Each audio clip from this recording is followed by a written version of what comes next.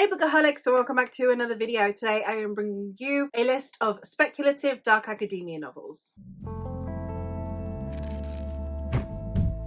These are all dark academia novels that are on my radar. They are not ones that I have actually read. They're ones that I am looking forward to getting to. So obviously anyone who has read any of these, do go sound off in the comments down below. These are ones that for some reason I haven't gotten to yet because the series isn't out, because it's new, because I haven't gotten to them. So I was compiling a list because it's the time of year where I compile dark academia lists. And I thought I would share that list with you because sharing is caring. I'm going to start out with the two that I have, which I actually own physically at the time of filming this. The first one of those is Catherine House by Elizabeth Thomas. This is the story of Ines, who has gotten into the elusive Catherine House. Catherine House is a prestigious university which you go in for 3 years and you are completely isolated from society. You are closed off, no leaving, no communicating with the outside world until the end of the 3-year term. Ines, unlike everyone else who is going in for the prestige of this university, is actually going in for the isolation. However, it's not really about why Ines chose Catherine House, and more about why Catherine House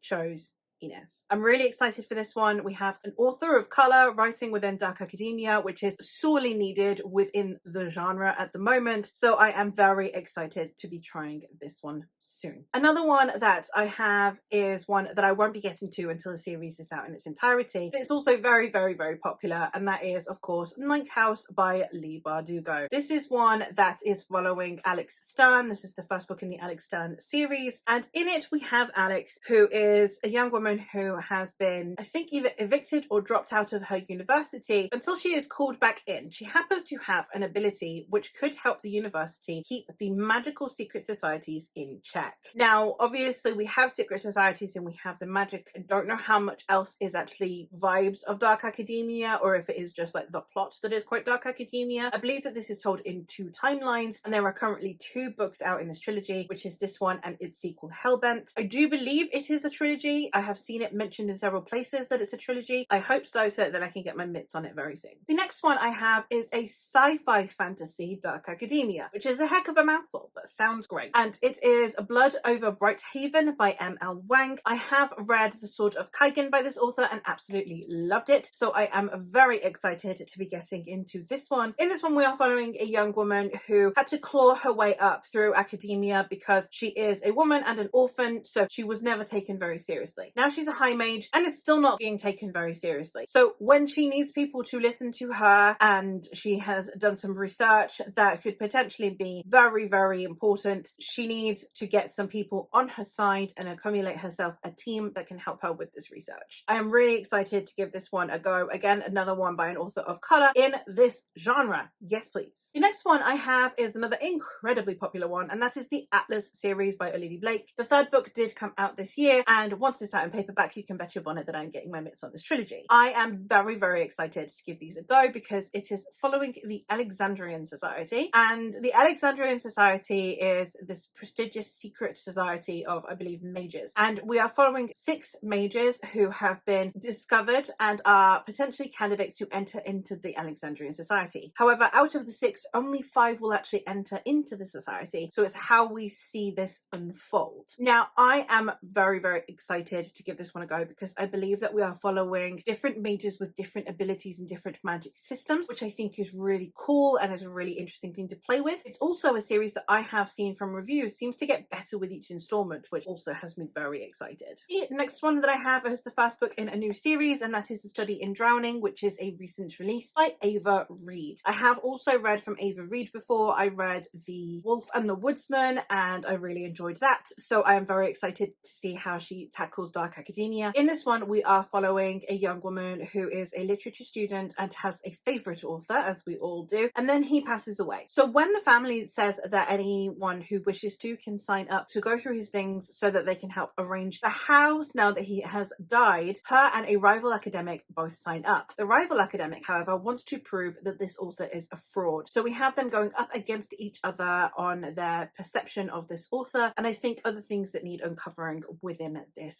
house. house. So we have a very interesting setup. We've got rivals to lovers, and I am incredibly excited to see how Ava Reed's character work transpires into this setting. The next one I have is a very unusual one, and this is Ink Blood Sister Scribe by Emma Tors, and this is one that, as far as I'm aware, is about two sisters who are, I think, the last remaining people in their family who have been taught to protect the library of magical books that this family have been guarding for generations. We have one of them who has fled to Antarctica to escape her mother's fate, and the other who is holed up in their Vermont home protecting these ancient tomes. However, when something is uncovered about these magical tomes, both sisters will be thrust into the fray. I am very excited about this one, especially because it's an author I've never read from before. Also, having a sister dynamic in there sounds a lot of fun. I do love some family bonding, especially because these sisters at the beginning of the novel, I believe, are estranged, so I think it will be about them reconnecting. I'm very excited to see how the story goes. And the very last one that I have on here is An Education in Malice by S.T. Gibson. S.T. Gibson is an author, again, that I've read from before and really enjoyed. I read A Dowry of Blood, which is a Dracula retelling, so naturally now I'm going to be reading her Carmilla retelling. Now, as far as I am aware, this is set in a university where we have two rival students. We have Laura Sheridan, which, random aside, I love that the character is called Laura Sheridan because the author of Carmilla is called J. Sheridan Le Fanu, which I just think is absolutely fantastic, little nod to the author. And we have the beautiful and enigmatic Carmilla, and they are up against each other as being the kind of most standout student within this school. And then I believe that it also turns sapphic, which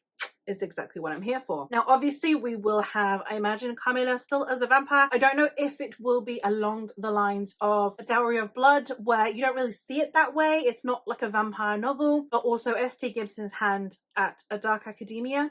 Sign me up. And there you have it. Those are all of the Dark Academia novels that I have on my radar at the moment. I am incredibly excited to try these out. I am incredibly excited to be seeing more variety within the genre as well. That being said, let me know what are some of your favourite speculative Dark Academias. I have some other Dark Academias on my radar, but they're not speculative. So let me know. Actually, I do have a couple of questions for anyone who has read them. Is Bunny speculative by Mona Awad? And is If We Were Villains speculative? And also Vita Nostra. I don't know if any of those are speculative. Do let me know in the comments down below. But that is all from me for today. So thank you ever so much for watching, and I will hopefully catch you in another one soon.